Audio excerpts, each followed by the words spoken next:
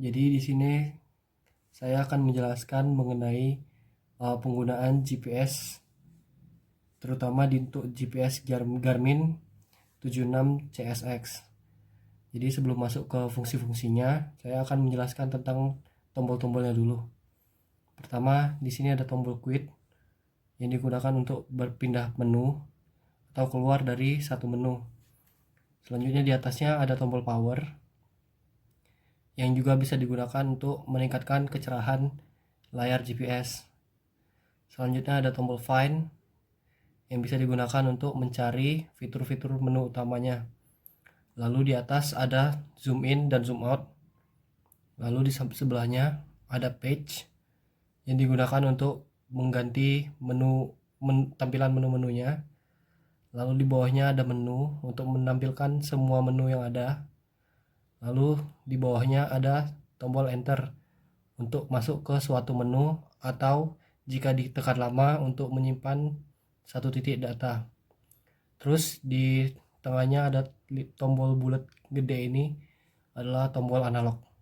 Oke, untuk menyalakan GPS-nya kita bisa tekan lama di tombol power hingga layarnya hidup seperti ini.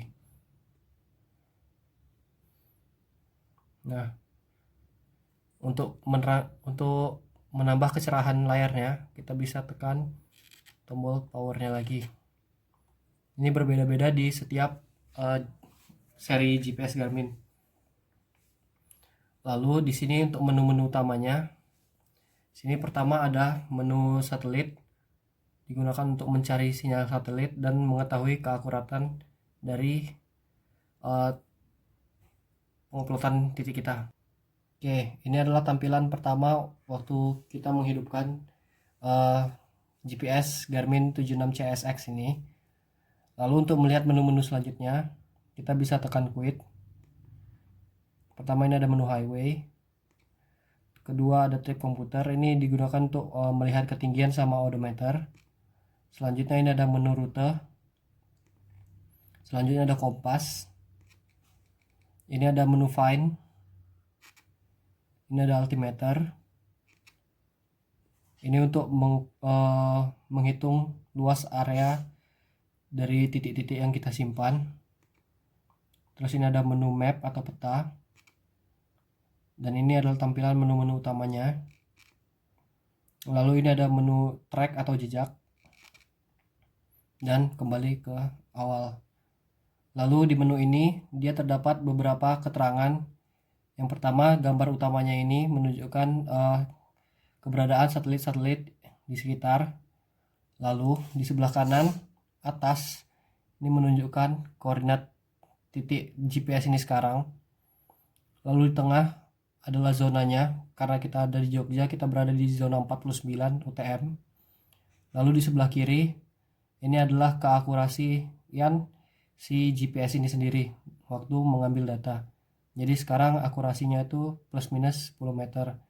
Untuk mengambil data, kalau bisa diusahakan akurasinya sekecil mungkin.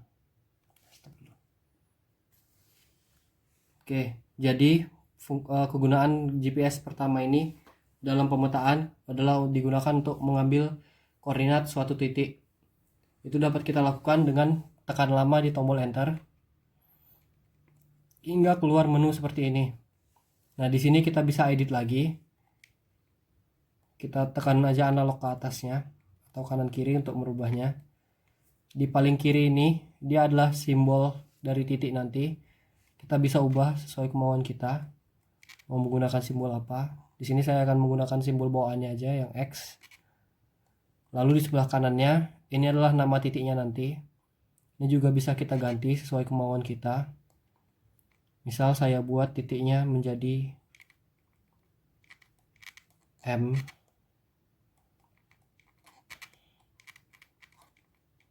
Satu. Lalu oke. Nah, jadi nama titiknya nanti akan tersimpan sebagai M1. Selanjutnya di bawahnya adalah keterangan tanggal dan jam titik ini diambil.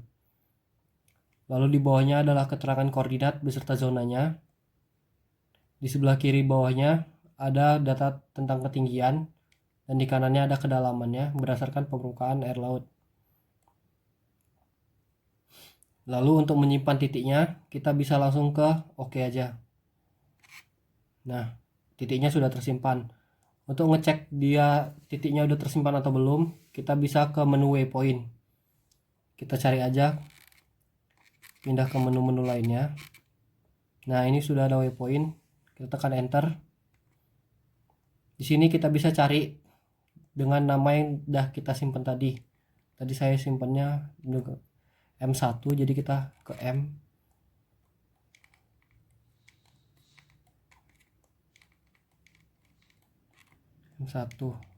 lalu oke. Nah, ini titik kita tadi. Berarti titiknya sudah disimpan di waypointnya. Untuk melihat keterangannya kita bisa tekan enter. Dan untuk melihat posisinya dari kita bisa pergi ke peta, bisa enter. Nah, jadi M1 ada di sini. Seperti itu. Kegunaan selanjutnya adalah kita dapat menggunakan GPS ini untuk membuat kafling. Misalnya kita mau membuat sebuah kafling berukuran 2x2 km dan titik-titiknya sudah kita tentukan dari awal. Jadi kita udah tahu X min, Y minnya dan X max, Y maxnya. Nah, untuk memasukkan titiknya kita bisa tekan menu enter tadi, tekan lama hingga muncul seperti ini. Lalu kita ganti dulu nama titiknya sesuai kemauan kita. Sini sebagai contoh saya akan simpannya titik X min Y min dulu. Saya ganti namanya menjadi P1.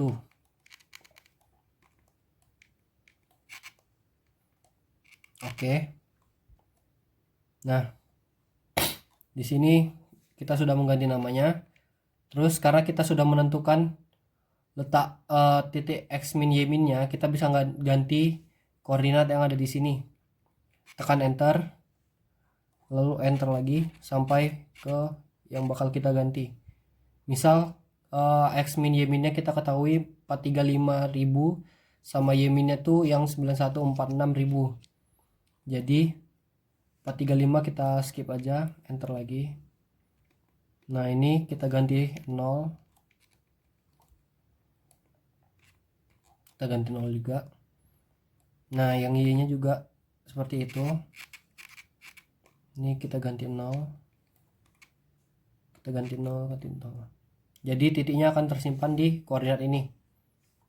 Besok kita bisa ke oke. Nah, selanjutnya kita simpan aja oke. Lalu buat titik-titik yang lainnya. Saya akan buat titik P2.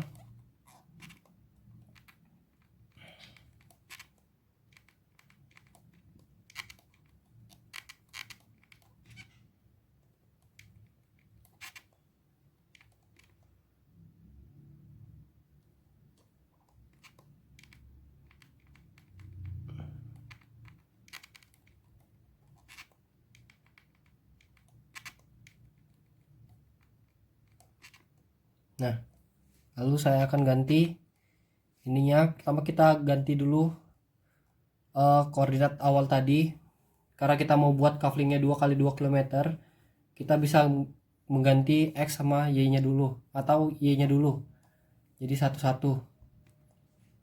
Nah, di sini saya akan ganti yang X nya dulu menjadi 437.000.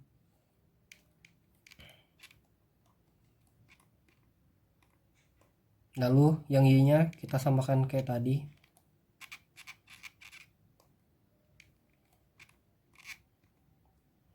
Nah, sehingga dia akan bergerak X nya doang 2 km. Oke, lalu kita simpan. Oke, selanjutnya kita buat untuk P3, namanya diganti juga P.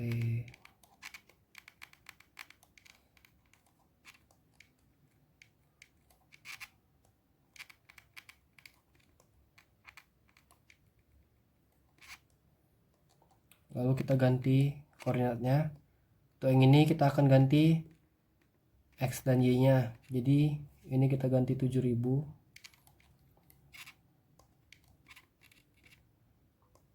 Yang Y nya kita ganti jadi 8000, karena ukuran kafling yang mau kita buat tuh 2 kali 2 km.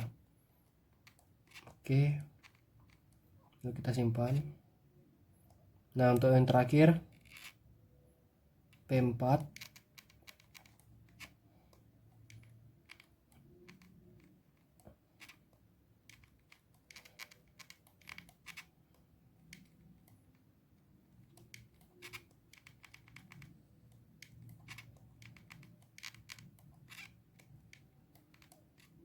Oke, yang ini kita ganti yang Y nya saja. X nya tetap 435.000 dan Y nya kita ganti menjadi 914.8000. Nah, lalu kita simpan. Oke, nah untuk memunculkan titik-titiknya kita bisa ke menu waypoint tadi. Waypoint, enter, kita bisa cari P, enter, lalu oke aja. Nah, di sini akan terlihat titik-titik yang baru kita simpan tadi dari P1 hingga P4. Ini kita tekan enter, lalu kita ke peta. Nah, kursor ini tadi kan kita simpannya di M1 kan, lokasi kita. Ini menunjukkan lokasi kita yang M1.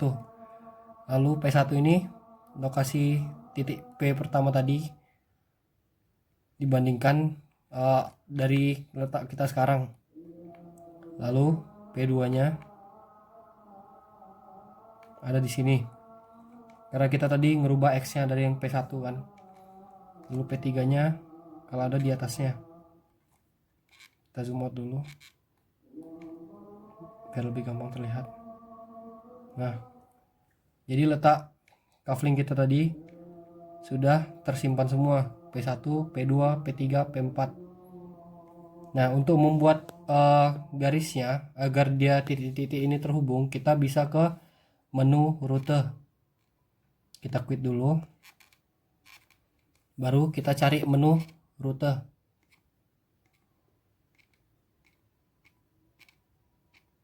Yang ini kita bisa buat rute baru, enter, lalu kita beri nama rutenya, misal rute kafling KVLN.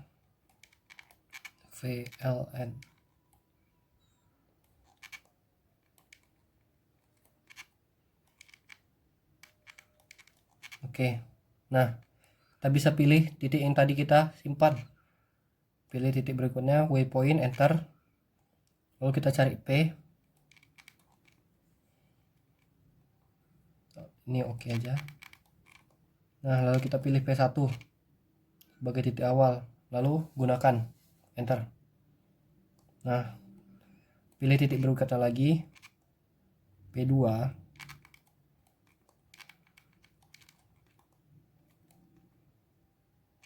gunakan hingga semua titik kafling kita termasukkan ke rutenya.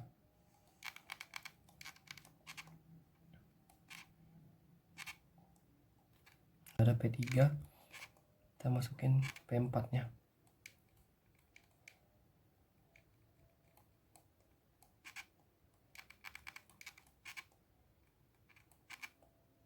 Nah, nih, nah karena kita mau buat sebuah kafling tertutup, jadi kita akan memasukkan titik awal tadi di akhir juga. Jadi P1 kita masukkan 2 kali, tambahin P1 lagi, terus kita gunakan. Nah, ini seharusnya sudah membuat menghubungkan titik-titik kafling kita tadi. Cara menunjukkannya itu kita bisa ke menu peta ini aja. Nah, jadi titik-titik kafling kita tadi sudah terhubung. Ini adalah cara membuat cufflink di GPS. Nah, sekian tutorial untuk penguploadan titik dan pembuatan cufflink di GPS Garmin 76 CSX. Untuk seri-seri GPS Garmin lainnya sebenarnya tampilannya hanya berbeda sedikit saja dan fiturnya kurang lebih sama untuk pembuatan cufflink dan poin ini. Mungkin jika ada salah kata, saya mohon maaf. Assalamualaikum warahmatullahi wabarakatuh. Terima kasih.